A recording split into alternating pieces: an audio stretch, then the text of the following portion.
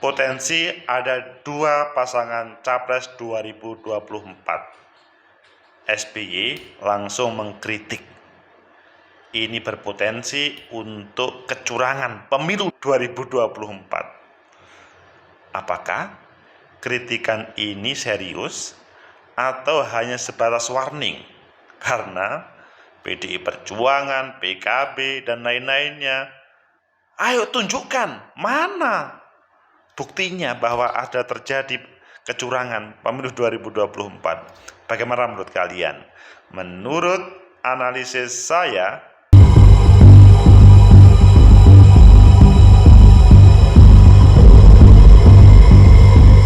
Assalamualaikum warahmatullahi wabarakatuh. Salam sejahtera untuk kita semua. Pecinta masa depan negeri, saling mengkritik itu hal biasa.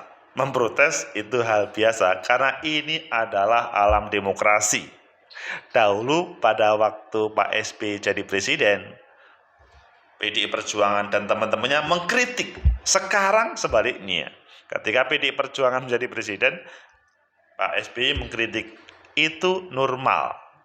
Yang tidak normal itu adalah saling sindir, saling menjelekkan. Itu yang seharusnya di alam demokrasi tidak boleh.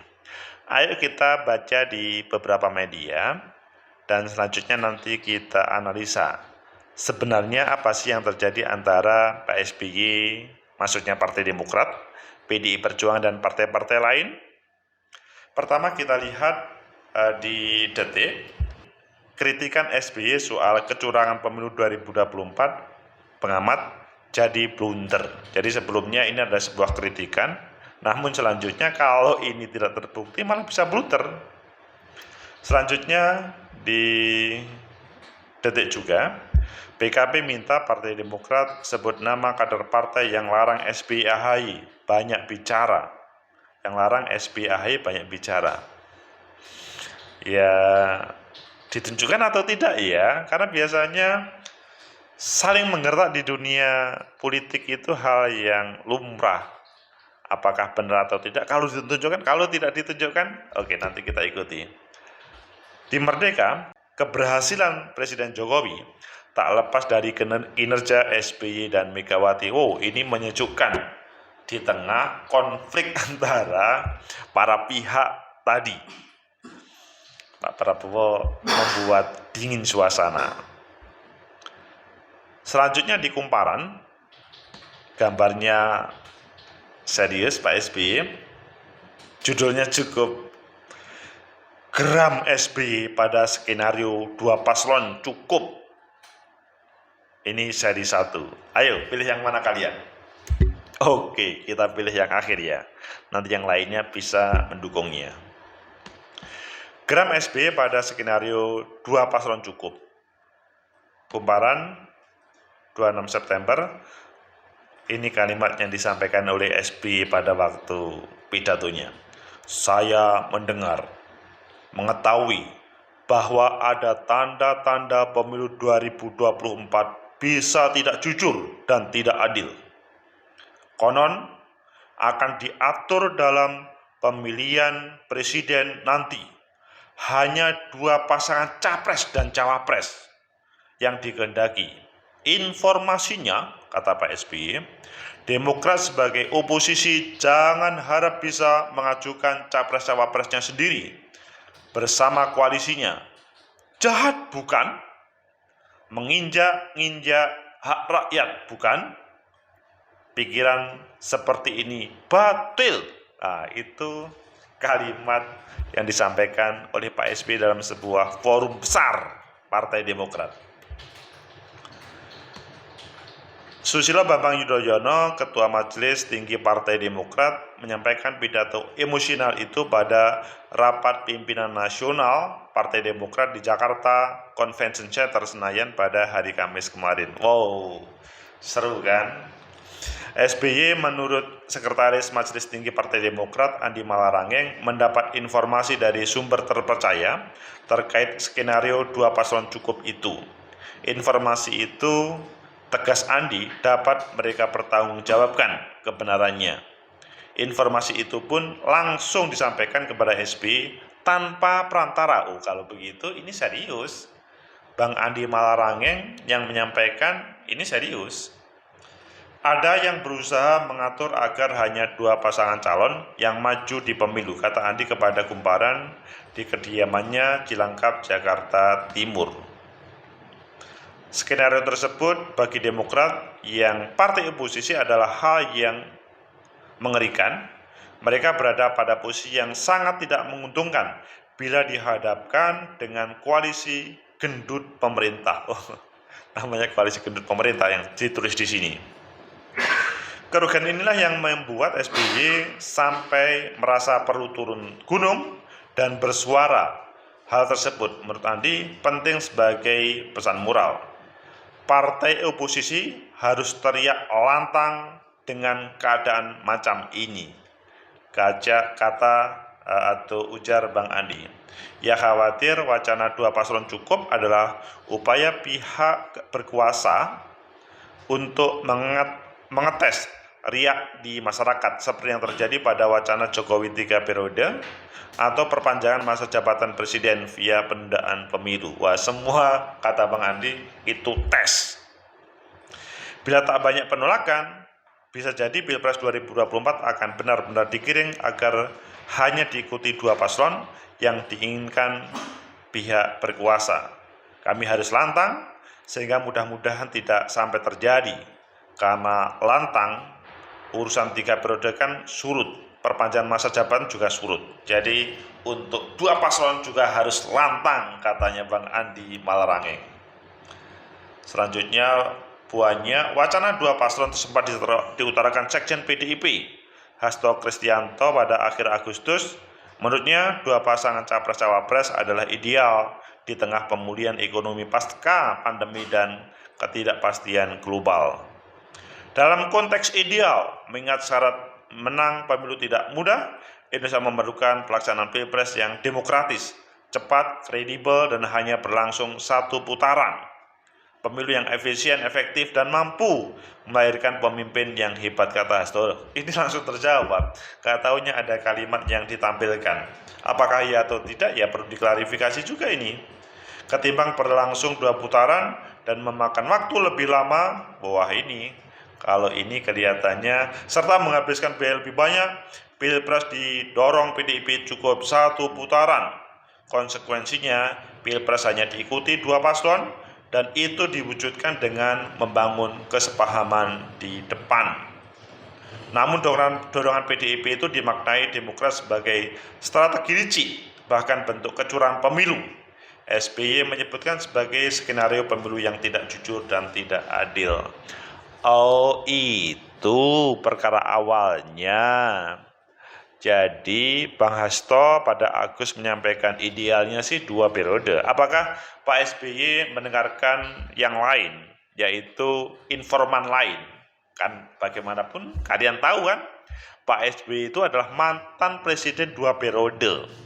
Jadi pastilah ada sedikit banyak orang-orang yang masih menginformasikan, baik mereka yang ada di pemerintahan mungkin ya, atau mungkin yang di militer mungkin ya, bisa mungkin aja, mungkin everything is possible. Tapi kalau tidak ya, bahwa Pak SBY merasa mempunyai informasi yang valid terkait dengan 2 paslon ini, meskipun secara informasi publik di berbagai media sudah disampaikan. Bang Hasto menyampaikan idealnya, meskipun tidak wajib, idealnya pecinta masa depan negeri ya memang berbicara menghadapi 2024, everything is possible ya, minimal 2 pasangan calon ya. Tapi seandainya 1 pasangan calon mungkin enggak ya. Kalau memang ada yang mengendaki itu bisa terjadi, tetapi proses di KPU-nya lebih panjang, lebih rumit. Tapi kalau 2 pasangan calon itu lebih mudah karena regulasi mengarahkan ke sana. Namun kalau teman-teman oposisi, taruhlah Partai Demokrat salah satunya, itu menginginkan jangan 2 pasangan calon, 50% plus 1 itu bisa, kalau bisa dibuat 2 putaran. Atau kalau memang dikehendaki, kalau memang 4 pasangan calon, what's wrong? ada apa? Kan nggak ada masalah. Kalau memang dia dikehendaki, meskipun ada 4 pasangan calon, 1 kali putaran selesai. Karena ya memang dia merupakan dambaan dari taruhlah para pemilih yang ada di negeri ini.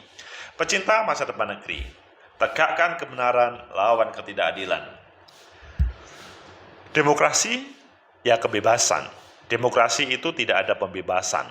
Apakah mungkin kalian bertanya, Pak Agus setuju nggak dengan pendapatnya Pak SBY atau pendapatnya Pak Bang Hasto?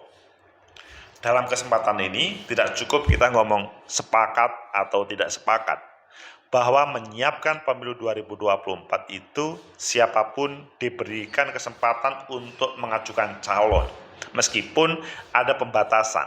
Kalau pilkada itu calon perseorangan diperbolehkan, namun pada pemilihan presiden dibatasi bahwa partai politik atau gabungan partai politik yang mempunyai 20% kursi itu bisa maju untuk pemilu 2024. Nah, ini batasannya.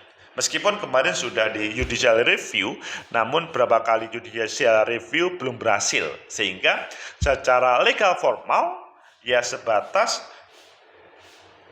20% itu yang menjadi patokan.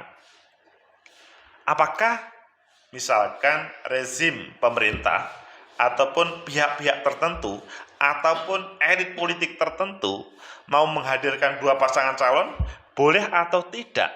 Selama itu dilakukan secara demokratis, itu boleh. Tetapi kalau itu terjadi pemaksaan dalam proses demokrasi, maka tidak boleh.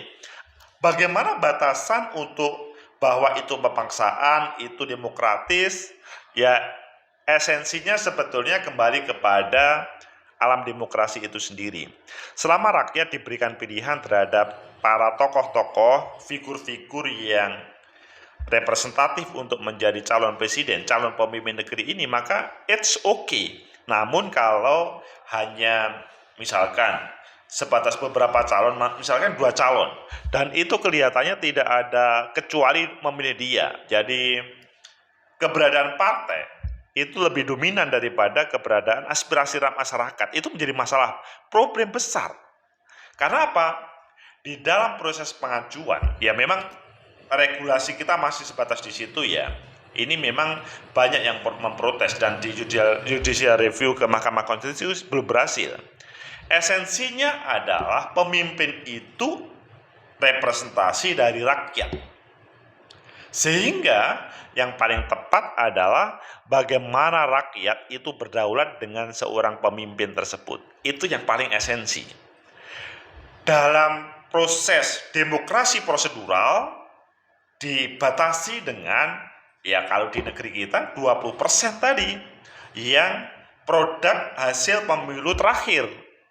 Dan hal itu pertanyaan besar, sudahkah para pemimpin, maksudnya partai politik, berkomunikasi dengan konstituennya? Tidak harus kepada rakyat secara umum, kalau bisa sih kepada rakyat secara umum, kepada konstituennya. Apakah mereka menghendaki seorang capres si A ataupun si B ataupun si C? Kalau itu sudah dilakukan, maka it's okay, meskipun hanya 2 pasangan capres. Menurut saya sih okay.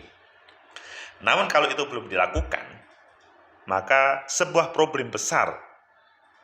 Dasar untuk 20% itu kan pilihan rakyat pada pemilu terakhir, sehingga mengarah kepada koalisi atau sendiri dengan 20% atau lebih, itu kan seharusnya ditanyakan kepada rakyat, karena yang memberikan sepenuhnya suara kemarin pada pemilu 2019 kan, seharusnya begitu. Jadi ya